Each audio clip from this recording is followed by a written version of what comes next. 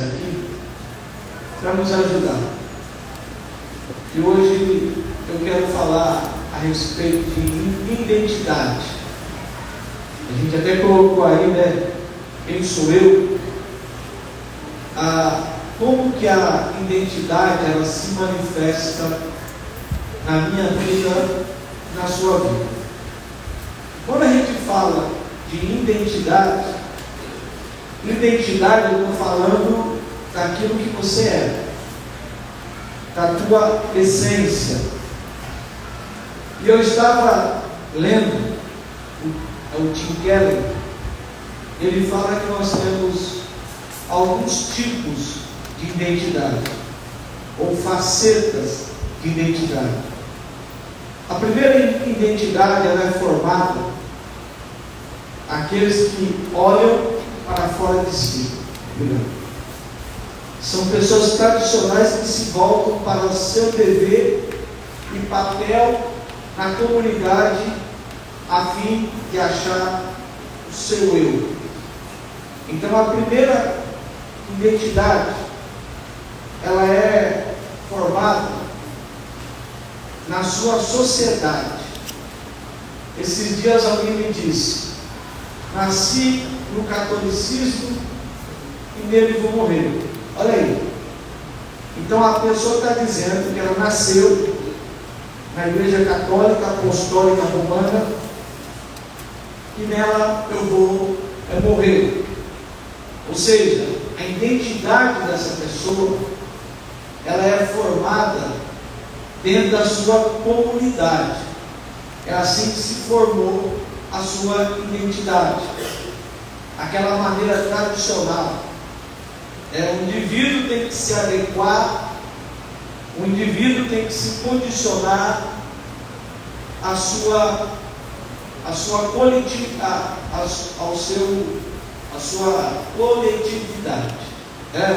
Assim como é na sua casa, você também vai ser.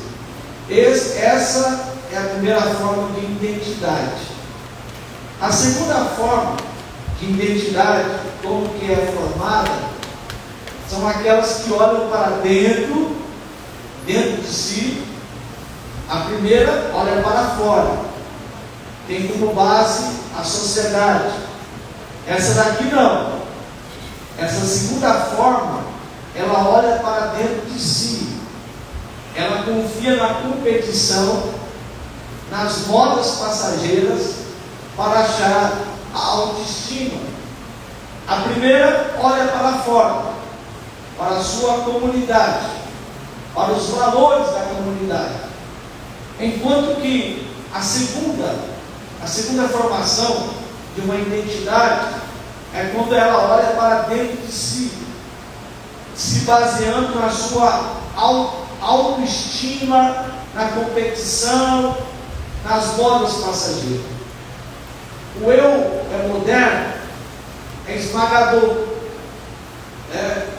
Esse tipo de identidade, quando você olha para dentro de si, vai depender muito do êxito, da conquista, do status, do relacionamento amoroso, e é levado pelo pensamento da maioria. É o que a gente vê, por exemplo, hoje a sociedade. Eu quero fazer a minha vida do jeito que eu quero. Eu quero me autodeterminar. Eu quero escolher o meu caminho. Esse tipo de identidade é aquela identidade, é aquela forma de viver que você se autodetermina, que você escolhe.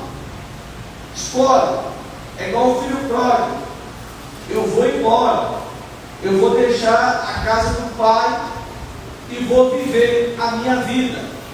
Então esse tipo é uma forma de formação de identidade que vemos diante dos nossos olhos. Qualquer evento que não der certo, a pessoa perde a sua identidade.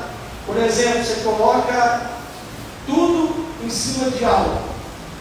Você coloca tudo em cima de um namoro, por exemplo, namoro. E se o namoro não acontecer, se o namoro não for para frente, aquela identidade, ela passa por um processo de dissolução. A mesma coisa, eu vou tentar uma carreira, eu vou tentar fazer uma coisa, e você praticamente coloca toda a sua confiança, toda a sua vida naquilo, estuda, faz isso, faz aquilo, e você não consegue, a sua identidade também, ela sofre um processo de dissolução. Você parece que perde toda a força, toda a sua energia. E quando a gente fala, por exemplo, de identidade tradicional, que é o primeiro caso, é uma identidade sufocante, é uma identidade pesada. Esse dia eu vi uma criança num casamento, ela tinha um papel de chegar no casamento e jogar as flores, as pétalas de rosas, né? E ela chegou muito brava, dizendo: eu estou fazendo isso porque a minha mãe me mandou, bem alto. Então quer dizer, aquilo ali, aquela ordem que ela recebeu da mãe, está sendo muito pesada, muito sufocante. É igual quando você cresce dentro de uma coletividade, dentro de uma sociedade, ele vai lhe sufocando, e vai dizendo para você: faz isso, faz aquilo, toma conta disso, toma conta daquilo. Então esse tipo aí, ele ao invés de te libertar, vai te sufocar.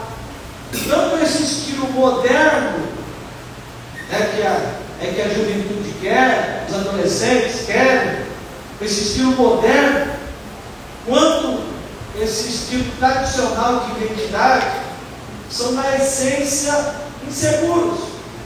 Por exemplo, você confia no seu pai. Estou falando da primeira formação de identidade, baseada na família, baseada nos valores. Você confia no seu pai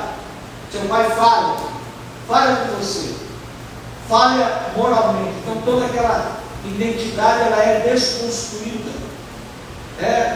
E a mesma coisa diz respeito àquele tipo de identidade solta. Esse dia eu estava vendo que uma pesquisa que foi feita, que o maior índice de suicídio no Brasil está sendo pertinente daquelas pessoas que fizeram mudança de sexo. Sabe aquela pessoa que diz assim, ela é mulher e disse: eu me sinto homem, eu estou no corpo errado. Aí ela vai e faz a mudança de sexo. Então, praticamente a pessoa apostou tudo naquilo.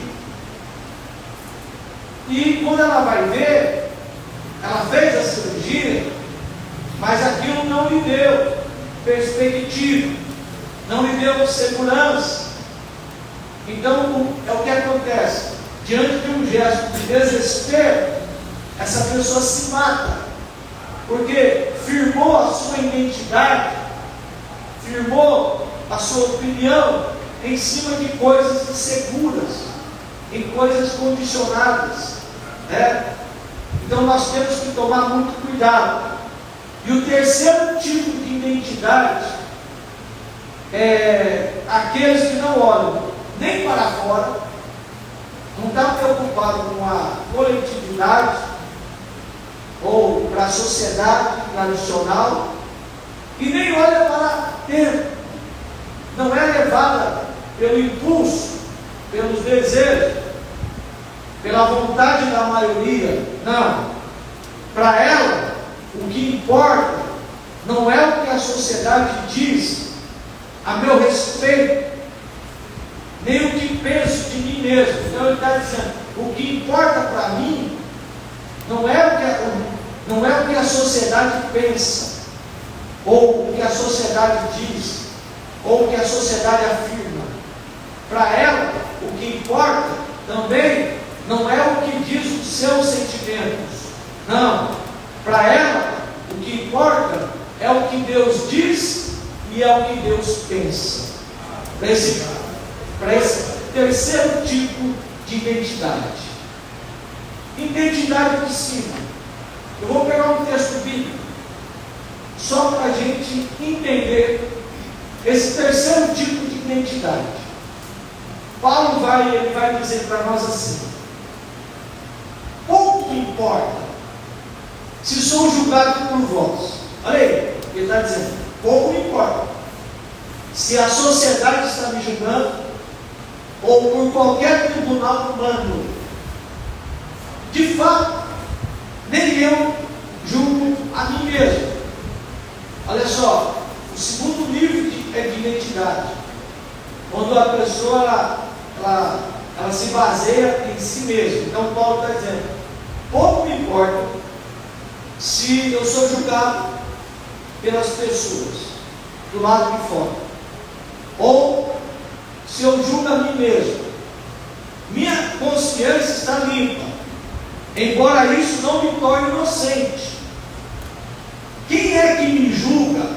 Ele está dizendo, quem é que me julga? Quem é que dá a palavra final na minha vida? É Deus. É Deus que me julga. É Deus que vai abalizar.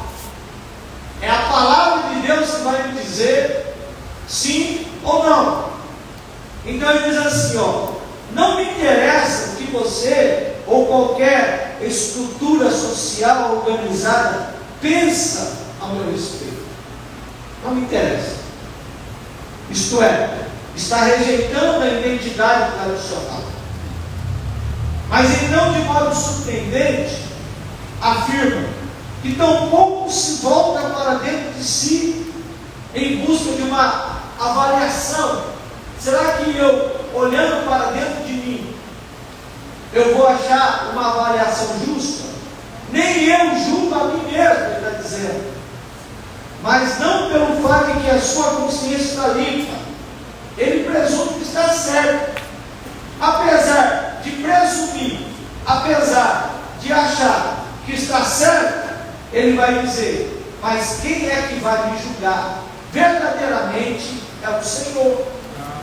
Então é o Senhor que está avaliando. É o Senhor que vai dar a última palavra. Paulo está negando tanta identidade tradicional, que tem muita gente preocupadíssima com o que as pessoas vão dizer a seu respeito. Tem muita gente que está preocupada. O que será que a pessoa vai dizer ao meu respeito? Eu me lembro que tinha alguém lá de Vila Velha querendo voltar para cá, morar em Pouso da Mata, e ele saiu há muito tempo. E durante esse tempo que ele ficou lá em Vila Velha, pouca coisa conseguiu, materialmente falando. E ele estava desempregado. Eu falei assim para ele, você pode voltar, você pode retornar, você pode conseguir alguma coisa lá. Aí ele olhou e falou assim para mim, mas o que as pessoas vão pensar ao meu respeito? Eu falei, como assim? Eu saí do Pouso da Mata, eu saí sem nada. Estou voltando para Pouso da Mata pior do que eu saí. Mas e daí? Mas você está preocupado com o que as pessoas vão dizer, vão pensar sobre você? O que é mais importante? O que é mais importante não é o que Deus pensa ao teu respeito, é essa convicção que você tem que ter. Porque tem gente que é muito sensível, tem gente que está muito preocupada, às vezes até mesmo neurótica, né? Qualquer coisa que alguém, esses dias alguém me procurou, falou, o fulano falou mal de você. Ele falou, amém, não estou preocupado, não estou preocupado, eu tenho a minha consciência muito tranquila, eu sei muito bem do que eu tenho feito, como eu tenho andado, E eu não vou tirar satisfação com as pessoas. Não vou tirar. Já passei por essa fase da minha vida. Então Paulo está negando tanto a identidade tradicional, que confere todo o poder à esfera social, quanto a identidade moderna, que dá todo o poder à esfera pessoal, que é a nossa perspectiva limitada, individual da vida. Ou seja, para Paulo, não importa o que os outros pensam, tão pouco que pensam, o que ele pensa dele. Só o que me interessa é o que Deus pensa de mim.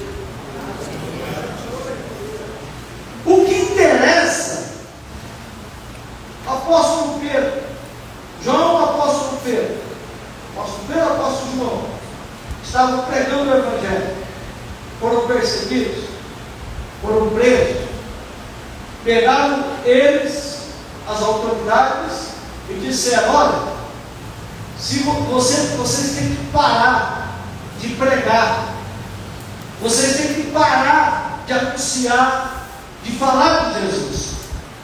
E Pedro falou assim: importa antes obedecer a Deus do que os homens. O que é mais importante? Aleluia. Qual é a prioridade na sua vida? A pergunta que eu lhe faço. Então, olha, o que é importante para nós? Pedro estava dizendo: o que é importante, o que tem primazia, o que tem proeminência nas nossas vidas, não é o que você pensa, mas o que tem primazia é o que Deus pensa, é o que Deus acha. Isso para nós é absoluto. E ele vai dizer assim, ó, o julgamento, segundo Paulo, quem me julga é o Senhor. Olha a consciência que ele tem.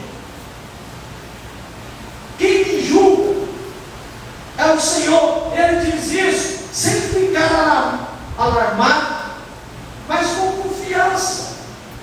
Ele conhecia o seu Deus. Ele conhecia, ele tinha intimidade com o seu Deus. Por quê? Ao contrário, tanto a cultura tradicional quanto a secular, a identidade do cristão não é algo que se alcança, mas algo que se recebe.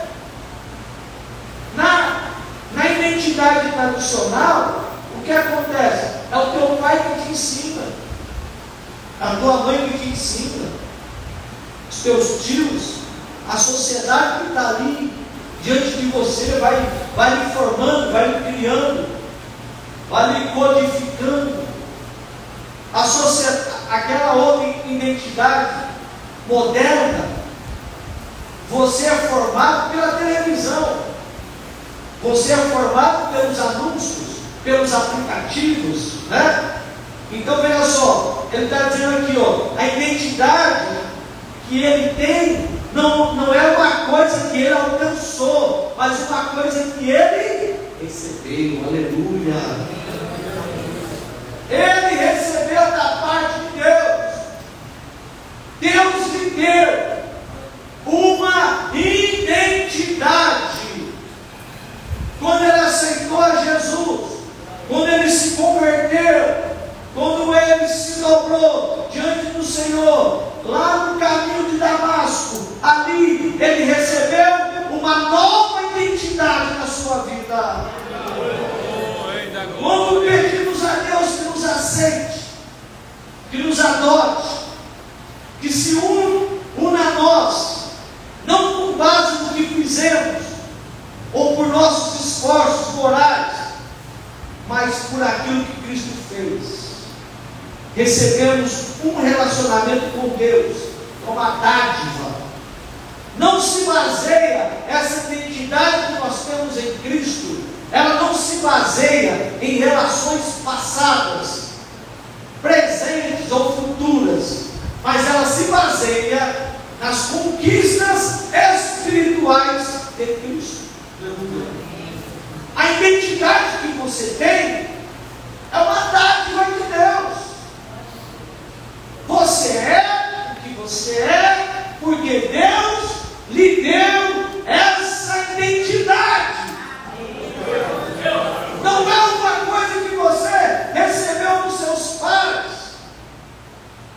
quantas coisas erradas que nós ouvimos em nossa infância, quantas coisas erradas, quantos ensinamentos errôneos que nós ouvimos. Não pode comer pepino e leite, né? Misturar leite com pepino. Era isso, irmão? Mano, não é? Que absurdo! Que absurdo essas coisas. Se uma coruja cantava lá, alguém ia morrer. Não era isso? Minha mãe falou que viu um saci pererê, doideira, lobisomem, mula sem cabeça. Aí falava que para você conquistar uma menina, você tinha que matar um passarinho, pegar o coração dele. E eu fiz isso, não conquistei nada. Então era tanta coisa que nós ouvíamos em nossa infância, tanta barbaridade. A nossa identidade era formada nessas coiseiras, nesses ensinamentos do passado. Mas a identidade que nós recebemos de Cristo é uma identidade baseada nas dádivas que vem dele. Aleluia! O sacrifício que ele fez por nós, morrendo na cruz pelos nossos pecados. Aleluia! Paulo afirma que os cristãos são achados em Cristo, querendo dizer que Deus nos vê com base, não com base. Deus não vê você com base no seu histórico ou no caráter, mas Deus vê você baseado em Cristo. Quando Deus olha para você, Ele vê Jesus em sua vida, que morreu na cruz pelos seus pecados. Aleluia! Lhe dando vida e vida abundante. Aleluia! Então, quando Deus olha para mim, Deus não vê eu propriamente. Quando Deus olha para mim, Ele vê o Filho dele em mim. O Filho dele em mim, que morreu na cruz pelos meus pecados, que sofreu o meu sofrimento. E agora eu tenho uma nova identidade. Agora eu sou diferente. Eu sou nascido. Ali agora foi para ler dos crentes, né? O pessoal da identidade tradicional vai dizer ali, agora foi para ler dos crentes. Que ler dos crentes, coisa nenhuma. Ele nasceu de novo. Aleluia! Ele tem uma nova identidade. Agora o Espírito Santo habita nele. Agora Jesus vai morar nele. Agora ele não sofreu, presta atenção, não sofreu uma lavagem cerebral. Não! É na testemunha de Jeová que você sofre uma lavagem cerebral. Não comemora aniversário, não comemora também Natal, Ano Novo, não pode doar sangue, tantas coisas, tantos absurdos. Aqui não, meus irmãos. A transformação ela acontece de dentro para fora. É Jesus que vem, é Jesus que muda, é Jesus que transforma a sua vida. Paulo vai dizer assim: conhecer a Cristo. Sabe o que é a nova identidade? A nova identidade, você vai conhecer a Cristo e ser achado nele, não tendo uma justiça própria. A tua justiça não é aquela justiça sua que procede da lei, não, mas a justiça que procede da fé em Cristo, a justiça que vem de Deus, baseada na fé. Aleluia! Não é uma justiça sua, não é uma justiça de guardar ou não o mandamento de comer isso ou não comer. Não! Meu negócio, alguém falou para mim, eu estou sentindo uma presença de Deus ultimamente tão grande. Eu falei, por que está sentindo assim? Me diz, está orando muito? Está buscando muito? Não, é que eu virei vegano. Falei, você está me dizendo que você está sentindo a presença de Deus Porque você não come mais carne, porque a carne está comendo, está comendo carniça, estou nariz, estou comendo carniça, coisa nenhuma não, estou comendo canina. Você está entendendo o jogo dessas pessoas de pensar, de imaginar que a espiritualidade está no fato de você não comer certos alimentos? E Paulo está dizendo que a justiça não provém de você, que a justiça não provém da lei, mas a justiça ela provém da fé em Cristo Jesus, uma justiça baseada na fé. Aleluia! Oh, Rei da glória! Aleluia! A identidade era formada a partir daí. E o que mais? Jesus Cristo, Filho de Deus, detentor da honra e do nome mais exaltado, da identidade mais grandiosa possível. Ele esvaziou-se da sua glória e foi para a cruz, onde sofreu morte, uma morte degradante, a fim de que pudéssemos ter um nome e uma identidade que dure para sempre. Oh, aleluia! Ele fez tudo isso para que você pudesse ter uma nova identidade. Paulo vai dizer: embora sendo Deus, não considerou que ser igual a Deus fosse algo a que devesse se apegar.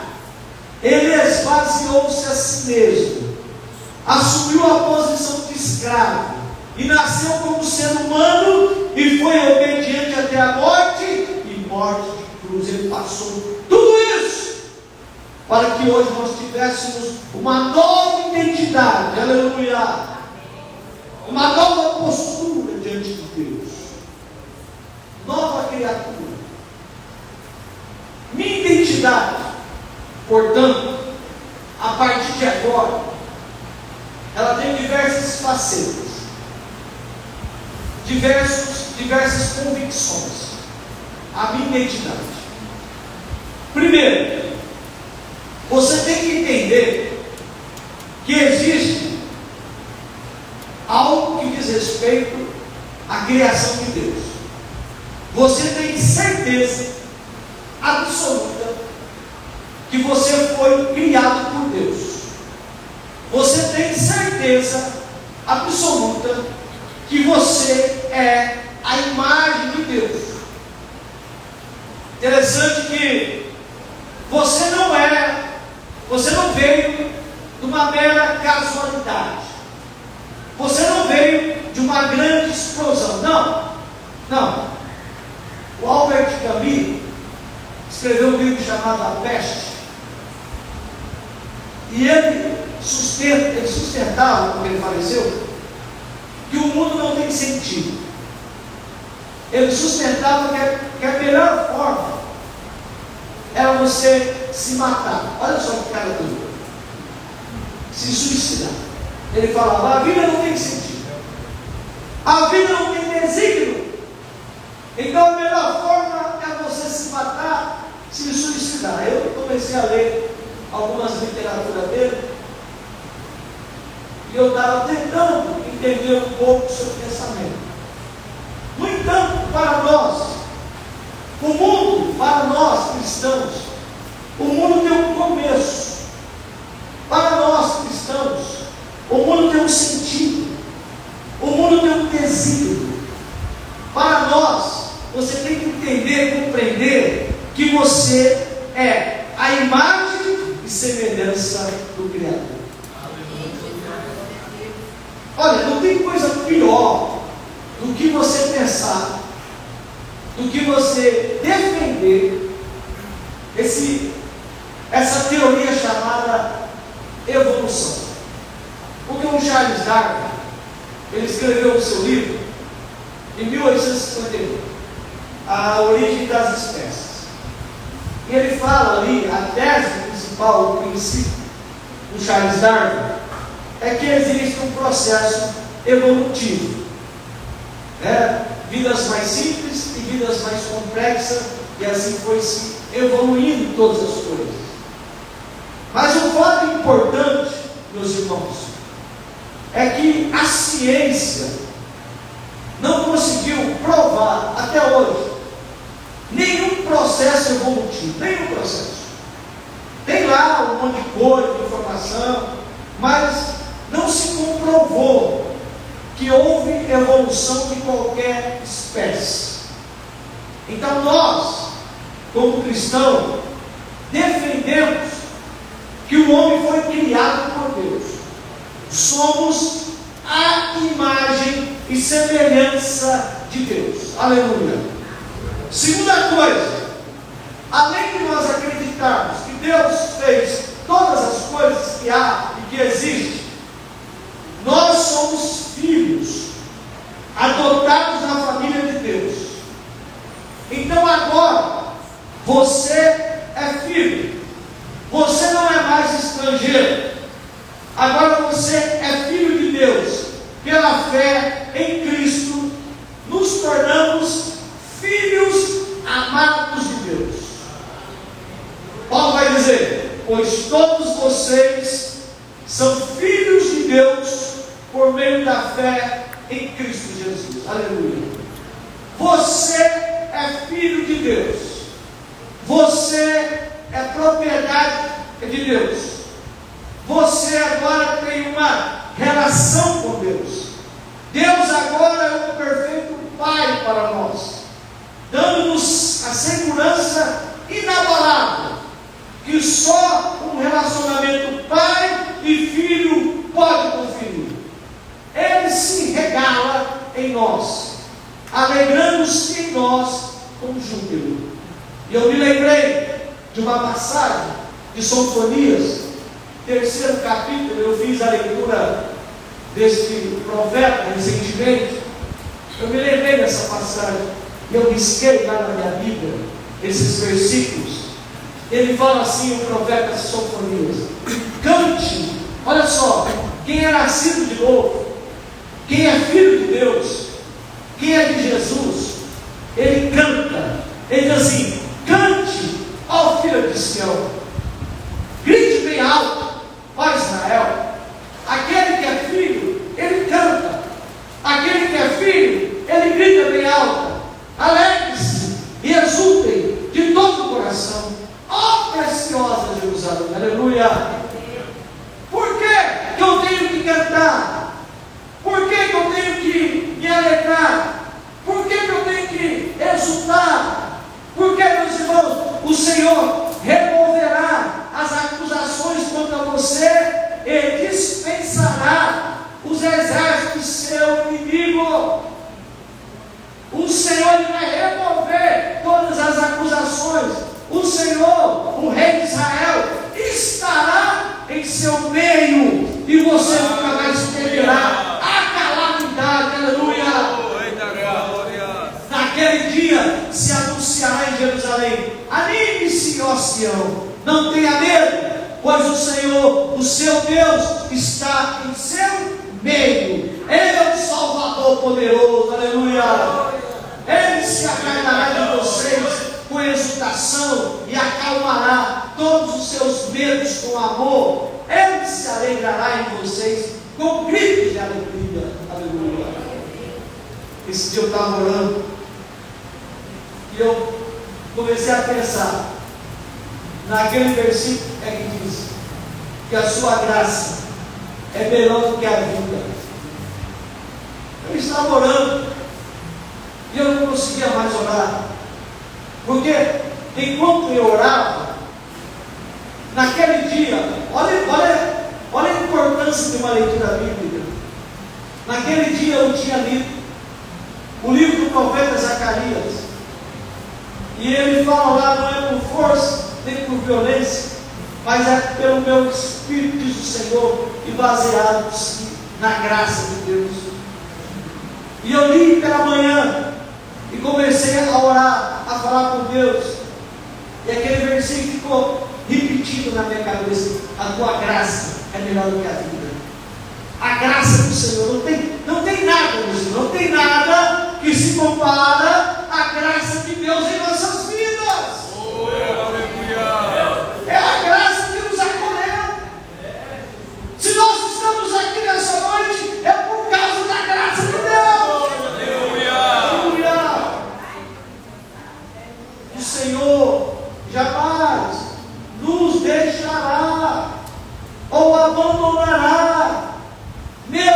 cairmos ou pecarmos, porque Deus é perfeitamente justo e santo, mas Jesus tomou o nosso pecado e pagou, tendo sido ferido por nossas transgressões, esmagado por nossas iniquidades.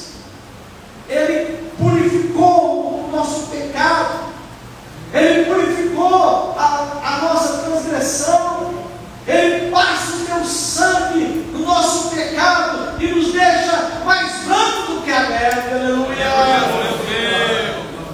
E depois Ele diz: já não há condenação para aqueles que estão em Cristo Jesus. Não há condenação se você se arrependeu dos seus pecados. Não há mais condenação, porque o sangue de Jesus é suficiente para lhe perdoar, para lavar, para santificar. Aleluia! Eu me lembrei de Isaías. Quem não se lembra de Isaías no momento desse? Enquanto eu falava, enquanto eu pensava no amor de Deus, no grande amor de Deus, eu peguei a visão, a versão nova, a versão transformadora, que diz assim: olha a comparação majestosa que o profeta Isaías faz de Deus. Pode a mãe esquecer do filho que ainda mama? Pode deixar de sentir amor pelo filho que ela deu à luz? Será que a mãe pode fazer isso? Mesmo que isso fosse possível, eu não me esquecerei de vocês. Eu estava pensando nesse versículo aqui, e eu quis cair em deslumbramento, porque isso aqui é uma analogia, é o amor de uma mãe que está querendo comparar. Deus está querendo comparar o seu amor. Será que tem forma? Será que tem equivalência para a gente comparar o amor de Deus com algum amor da terra? É uma comparação, ela é muito frágil para mensurar o tamanho do amor de Deus por nós. É muito frágil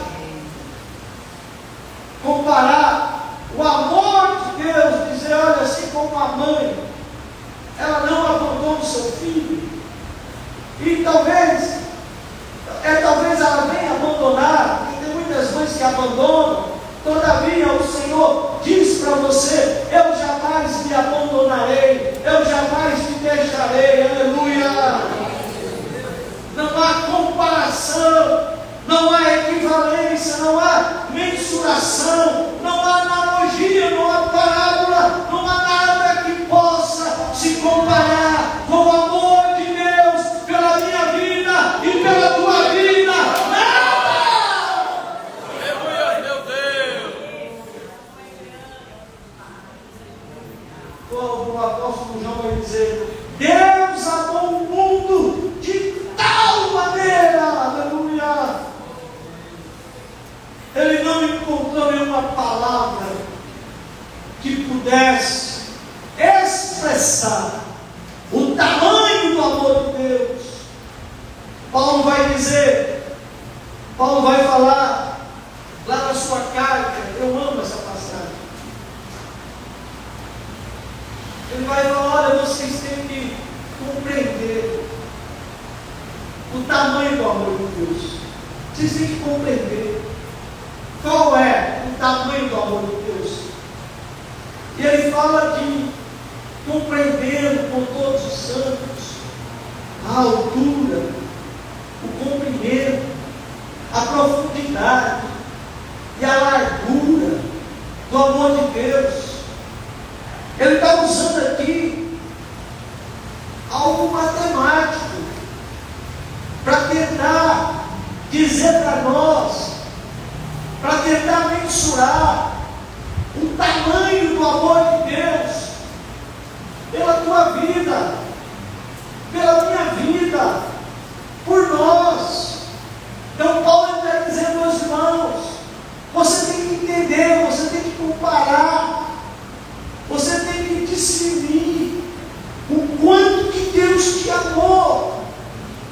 o quanto que Deus amou de tal maneira que mandou o Filho dele para morrer em seu lugar. O nosso verdadeiro eu é aquele que somos perante Deus. Deus fala assim, eu estava pensando nessa passagem de Abraão, capítulo 17. Deus fala assim para Abraão: Abraão, anda diante de mim com fidelidade. Anda diante de mim com fidelidade. E aí, o que é andar com Deus? Eu lhe pergunto nessa noite. Andar com Deus significa fazer amizade com esse alguém e se for a caminhar com ele lado a lado. Andar com Deus é você ter amizade com ele. A palavra de Deus nos diz que Abraão era amigo de Deus. Andar com Deus é ter amizade com Deus. Um dia veio uma mulher, pegou o dedão dela assim, botou na minha testa. Ela falou assim para mim: Deus vai te derrubar. Eu falei: isso não é Deus não, isso é o capeta, ele quer me derrubar, não faz tempo. Está entendendo, meus irmãos? Uma carnalidade, um olho cheio de ódio, e vai pulando, aquela língua que eu nunca ouvi na minha vida, sabe, umas coisas esquisitas, cheias de ódio. Eu sou profeta, assim diz o Senhor, Deus vai te derrubar. Eu falei: não, Deus não derruba ninguém. Não, Deus não derruba. Quando você tem intimidade com Deus, você sabe quem é o teu Deus. Você se relaciona com Deus. Você convive com Deus. Você lê a palavra de Deus e você sabe que Deus não queria tal coisa. Aleluia! O profeta Jeremias, mesmo pregando juízo para o seu povo, ele pregava juízo com os olhos cheios de lágrimas. Aí vem essas pessoas carnudas, cheias de carne na vida, e quer dizer que está profetizando em nome de Deus. Então veja só, andar com Deus é você ser amigo de Deus, é você ter amizade com Deus e você andar lado a lado com Deus. Aleluia, meu Deus! Andar na presença de alguém inclui tanto transparência, tem que ter transparência.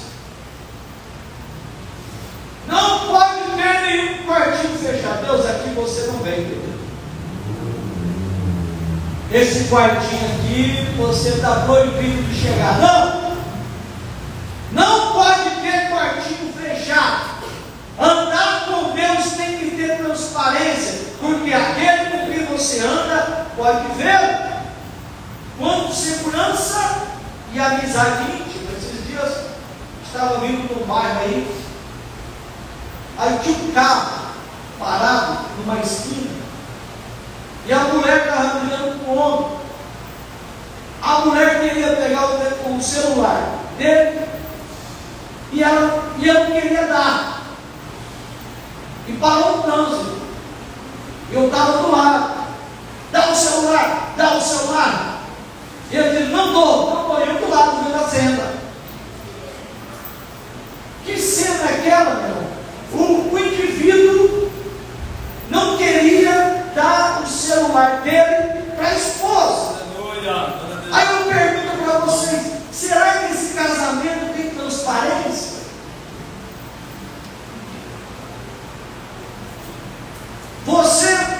Você não quer que a pessoa acesse o seu celular porque tem coisa errada.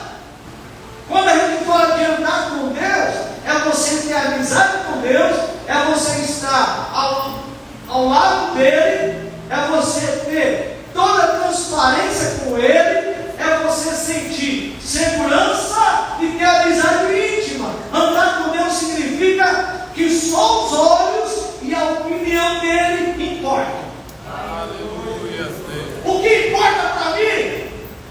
o que Deus me diz.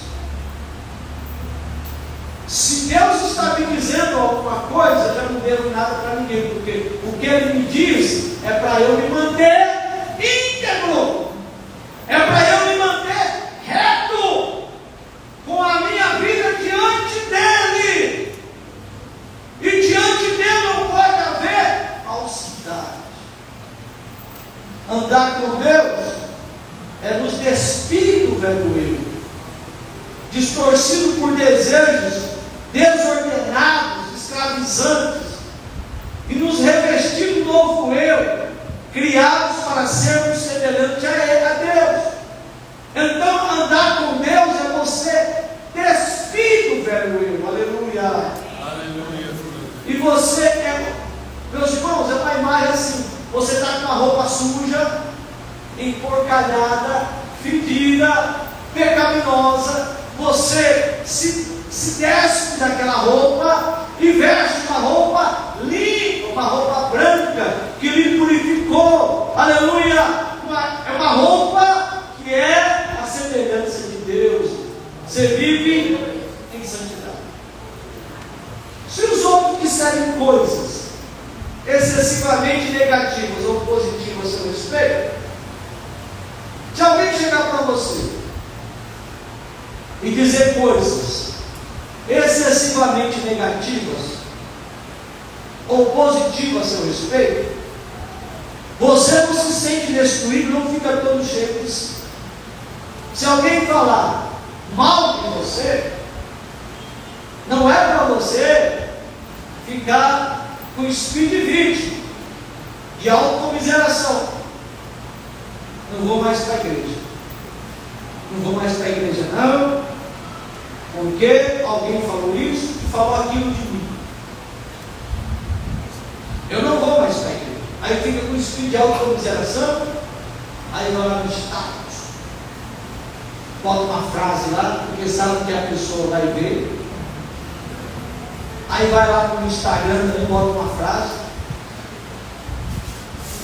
Para que você está fazendo isso? Qual é o seu propósito? Será que você não tem dentro de si o Espírito Santo que lhe diz quem você é? Aleluia, meu Deus. A pessoa diz: você é um tomate. Teu nariz é um tomate. Você acha que eu vou ficar aí no canto da salinha com a cara empurrada, parecendo uma criancinha, porque a pessoa me chamou de tomate? Domingo aqui me chamou de vicentão, não falei nada. Vicentão e careca ainda por cima. Você acha que eu fiquei todo aí empurrado, né? Tia Jussi, né? Me chamou de vicentão e careca. Pelo amor de Deus, meus irmãos. Eu sei quem sou eu sou filho de Deus, lavado, remido. Eu sei o meu valor. E se alguém chegar, rapaz, você pregou, rapaz, Jesus é bom na minha vida, não sou nada não. Agora, se alguém fala assim, você pregou, eu sou bom, né? Eu sou bom, ninguém é tão bom. Não é assim? Então, duas coisas que podem acontecer conosco: ou alguém fala mal de nós, a gente fica todo amuado no campo, como uma criança fazendo biquinho. Já viu um adulto fazendo biquinho no campo? Que coisa feia, que coisa feia. Está parecendo adolescente. Ainda não saiu do mundo do adolescente. Está desse jeito. Ou aquela pessoa que canta bem, ele chega todo empinado, assim, parecendo um pavão. Eu sou o cara, eu prego, e Deus faz. Você é nada, rapaz. Se Deus não for, né? Se Deus não for na sua vida, você é nada.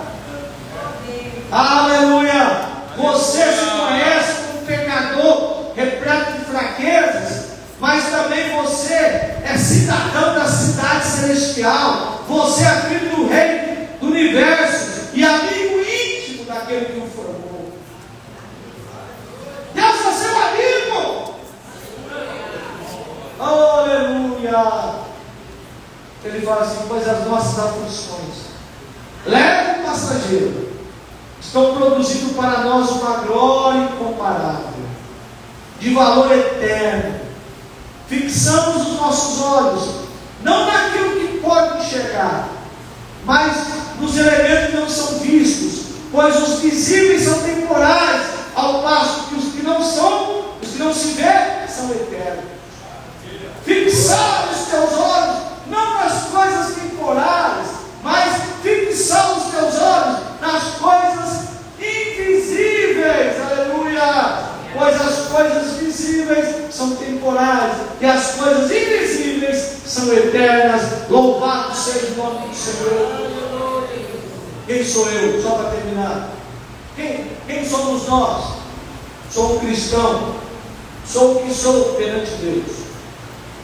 O que Deus afirma é meu verdadeiro eu. Quem é você? Eu sou um cristão, lavado e remido no sangue de Cristo. Você é o quê?